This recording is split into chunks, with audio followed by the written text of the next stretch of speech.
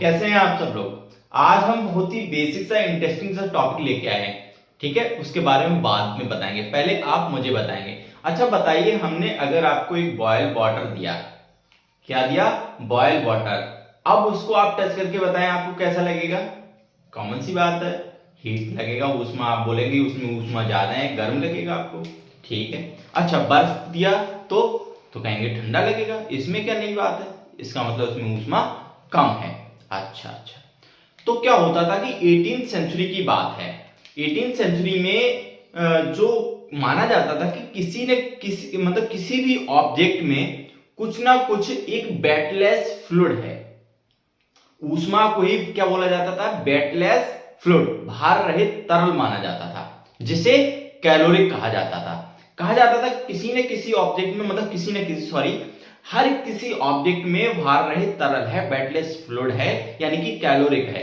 अगर वो कैलोरिक की मात्रा ज्यादा है तो मतलब वस्तु गर्म है, उतनी ही गर्म है। और अगर वही कैलोरिक की मात्रा जो है वो अगर कम होती है तो कहा जाता था कि वस्तु जो है, ऑब्जेक्ट जो है वो ठंडा है। ठीक है, बात यहीं तक नहीं रुकी। 19th सेंचुरी में, 19वीं शताब्दी में क्या हुआ? बेंजामिन टॉमसन आए। उन्होंने अपना एक्सपेरिमेंट किया। एक्सपेरिमेंट के आधार पर उन्होंने बताया कि जो ऊष्मा है, जो हीट है, वो एक प्रकार की एनर्जी है। क्या बोला बेंजामिन टॉमसन ने? 19th सेंचुरी की बात है कि जो हीट है वो एक प्रकार की एनर्जी है। ठीक है। अब यही जो 18th सेंचुरी वाला जो एक्सपेरिमेंट था कि बताया था कि कैलोरिक होता है, वो समाप्त हो गया, बंद हो गया। ठीक है। अब इसी के बारे में क्या हुआ, हीट क्या है, हीट कैसे ट्रांसफर होती है, ठीक है, और हीट और टेम्परेचर में क्या डिफरेंस है, इसके बारे में हम इस वीडियो में बताएंगे। तो मेरा नाम है प्रियांशु सिंह। इसी के बारे में आज मैं बहुत अच्छे से एक्सप्लेन करने वाला हूं। आपको फील होगा कि आखिर ऐसा होता कैसे है। तो शुरू करते हैं। आज चलिए बात करते हैं हीट के बारे में। हीट एंड क्या बोला था हमने? टेम्परेचर। ठीक है। इसको शुरू करने से पहले आप मुझे ये बताएंगे, मतलब जब एनर्जी होती है तो एनर्जी को ट्रांसफर भी होता है। जैसे कि आपने मैकेनिक्स में पढ़ा होगा। मैकेनिक्स में क्या पढ़ा आपने कि एक होती है, बोलते हैं वर्क। क्या होता है? वर्क। और एक होता है, अब इसकी बात करें तो हीट। ये दोनों क्या हैं? ये हैं ways of transfer of energy, मतलब ऊर्जा के स्थानांतरण के तरीके हैं। ठीक है। कौन कौन से? वर्क और हीट। मतलब हीट भी क्या है? एनर्जी ट्रांसफर का एक टाइप है। ठीक है। और ये क्या होता है? वर्क जो होता है वो आपने पढ़ा होगा किसमें? मैकेनिक्स में। तो ये क्या है? मैकेनिकल वे। क्या है ये? मैकेनिकल वे है। और ये हीट क्या है? ये नॉन मैकेनिकल वे। मैकेनिकल वे मतलब जिसमें हाथ के तरीके, मतलब हमारा जो हैंड है वो इन्वॉल्व हो, हम इन्वॉल्व हो, उस एनर्जी के ट्रांसफर में हम इन्वॉल्व हो। और नॉन मैकेनिकल है जिसमें हम खुद इन्वॉल्व ना हो, वो बस खुद से ही क्या कर रही हो? ट्रांसफर कर रही हो। किसका कर रही हो? एनर्जी का। तो ये हीट क्या है? नॉन मैकेनिकल वे है ऑफ एनर्जी ट्रांसफर। और वर्क क्या है? Mechanical way of energy transfer. अगर आपसे कोई पूछता है वर्क और हीट में डिफरेंस, तो ये एक मेजर डिफरेंस है। ये मैकेनिकल वे है, ये नॉन मैकेनिकल वे है। अगर दोनों की यूनिट की बात करें, दोनों की एसआई यूनिट्स जो हैं वो आप जानते हैं क्या होती है? जूल। क्या है दोनों की एसआई यूनिट्स? जूल है। ठीक है। तो ये हो गया आपका वर्क और ये हो गया आपका हीट। अब बात करते हैं टेम्परेचर क्या है। क्या होता है टेम्परेचर? चलिए 2 सेकंड देते हैं, बताइए, सोचिए। टेम्परेचर बोलते हो ताप, मतलब हमें क्या, कोई वस्तु कितनी गर्म लग रही है, कितनी ठंडी लग रही है, यही उसका ताप है। टेम्परेचर यही बोलते हो। टेम्परेचर क्या बोलते हो आप? टेम्परेचर के बारे में क्या बोलते हो?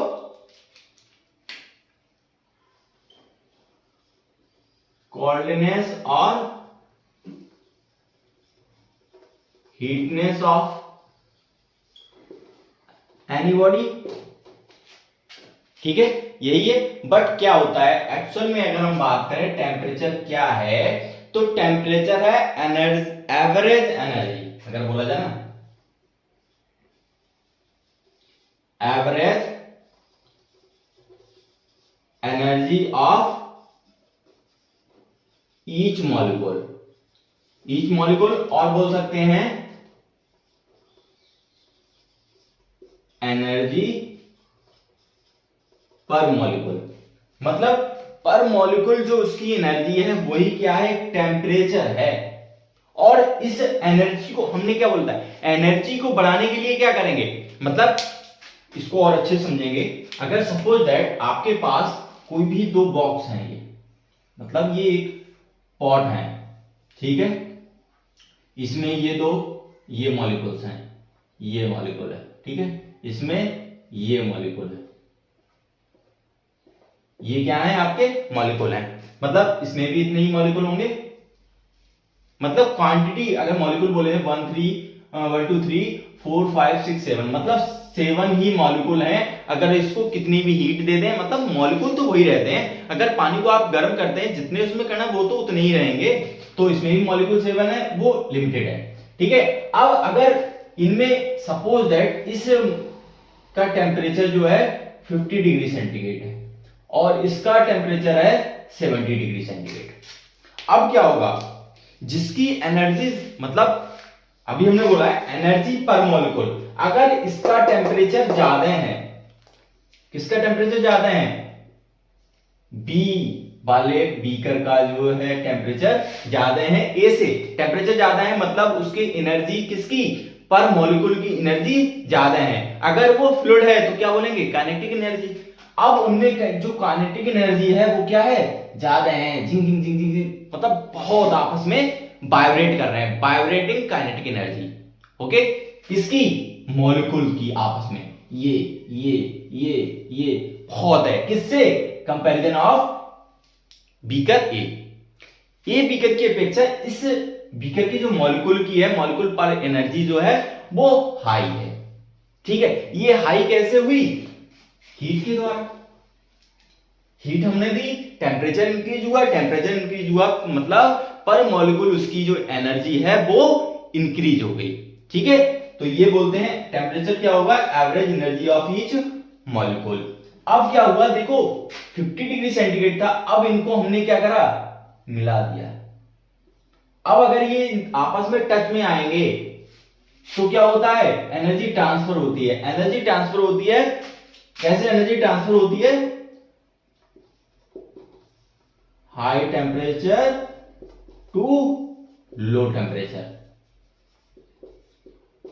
जैसे आप किसी रॉड को गर्म करते हैं, आपने रॉड गर्म की, अब ये आग जल रही है, आपने आग में वो रॉड रख दी। अब क्या हुआ, रॉड पहले यहां पे गर्म हुई, फिर इधर इधर इधर इधर क्या होता है, हीट ट्रांसफर होना शुरू हो जाती है। मतलब इधर टेम्परेचर हाई होता है, इधर लो होता है, तो high to low energy transfer होती है। यही एनर्जी ट्रांसफर है, हाई टू लो, यही क्या है आपकी हीट ट्रांसफर है। तो क्या होगा, यहां से इसमें क्या होगी, बोलेंगे हीट ट्रांसफर, हीट ट्रांसफर होगा, या फिर बोलेंगे क्या होगा, एनर्जी ट्रांसफर होगा। अब यही तो एनर्जी ट्रांसफर किसकी वजह से हो रही है, एनर्जी ट्रांसफर किसकी वजह से हो रही है, क्योंकि दोनों में क्या है, टेम्परेचर कैसा है, डिफरेंस है। दोनों के टेम्परेचर में क्या है, डिफरेंस है, तभी तो क्या हुआ, इनका एनर्जी का ट्रांसफर हुआ। मतलब इनके टेम्परेचर में डिफरेंस मतलब एनर्जी का ट्रांसफर। टेम्परेचर क्या है, एनर्जी है।